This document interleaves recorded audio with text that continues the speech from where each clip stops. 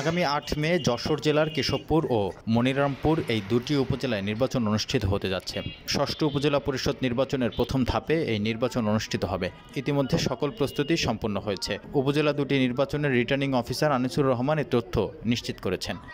এলাকায় যে আমরা গেলে ভালো সেবা যত্ন পাবো সেইরকম লোক আমরা চাই। মনে করি সুষ্ঠুভাবে ভোট হবে, আমি সুষ্ঠু যোগ্যতা প্রার্থীকে আমি নির্বাচন করব, আমার মূল্যবান ভোটটা এই আমার আশা। রিটার্নিং অফিসার আনিসুর রহমানের দেয়া তথ্য মতে উপজেলা দুটির মধ্যে কেশবপুর উপজেলার ভোটার সংখ্যা 2,20,954 জন। এ উপজেলায় চেয়ারম্যান পদে 7 জন, ভাইস চেয়ারম্যান পুরুষ পদে 5 জন এবং মহিলা ভাইস চেয়ারম্যান পদে 2 জন প্রতিদ্বন্দ্বিতা করছেন। মনিরামপুর উপজেলায় ভোটার 3,60,735 জন। এ উপজেলায় চেয়ারম্যান পদে 3 জন, ভাইস চেয়ারম্যান পুরুষ পদে 4 জন এবং ভাইস চেয়ারম্যান মহিলা পদে 6 জন প্রতিদ্বন্দ্বিতা করছেন। আমি আব্দুল্লাহ নুরুল হাসান বাচ্চু এবার উপজেলা চেয়ারম্যান পদে জজ কলম প্রতীকে নির্বাচন করছি। আমি এলাকায় পরিচিতি লাভ করেছি আমার বাপের পরিচয়। আমার আব্বা কেশবপুর আওয়ামী লীগের 1973 সাল থেকে 96 সাল পর্যন্ত সভাপতি, 1986 সালে উনি এমপি ছিলেন।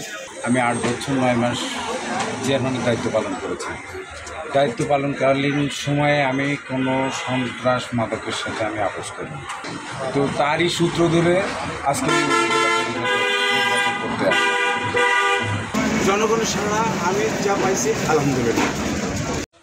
উপজেলা দুইটির 28টি ইউনিয়নে 260টি ভোট কেন্দ্রে 1601টি ভোট কক্ষে ভোট গ্রহণ হবে। এই ভোট গ্রহণে নিরাপত্তার স্বার্থে 1768 জন পুলিশ ও 31 জন নির্বাহী ম্যাজিস্ট্রেট কাজ করবেন। যে নির্বাচন কমিশন ষষ্ঠ উপজেলা পরিষদ নির্বাচনের বিভিন্ন ধাপের তফসিল ঘোষণা করেছে। ইতিমধ্যে প্রথম, দ্বিতীয় এবং তৃতীয় ধাপের তফসিল ঘোষণা হয়েছে। আমাদের যশোর জেলায় প্রথম পর্যায়ে কেশবপুর এবং মনিরামপুর উপজেলার ভোট গ্রহণ আগামী 8 মে অনুষ্ঠিত হবে। উক্ত নির্বাচন সুষ্ঠু সুন্দরভাবে সম্পন্ন করার জন্য আমরা যাবতীয় প্রস্তুতি গ্রহণ করেছি। ইতিমধ্যে ভোট গ্রহণ কর্মকর্তাদের প্রশিক্ষণ হয়েছে। আমরা আইন শৃঙ্খলা যে সেল আছে সেলের মিটিংটি আজকে আমরা সম্পন্ন করেছি এবং নির্বাচন যেহেতু ইভিএমে হবে আমরা ইভিএম সম্পূর্ণ আপডেট করেছি।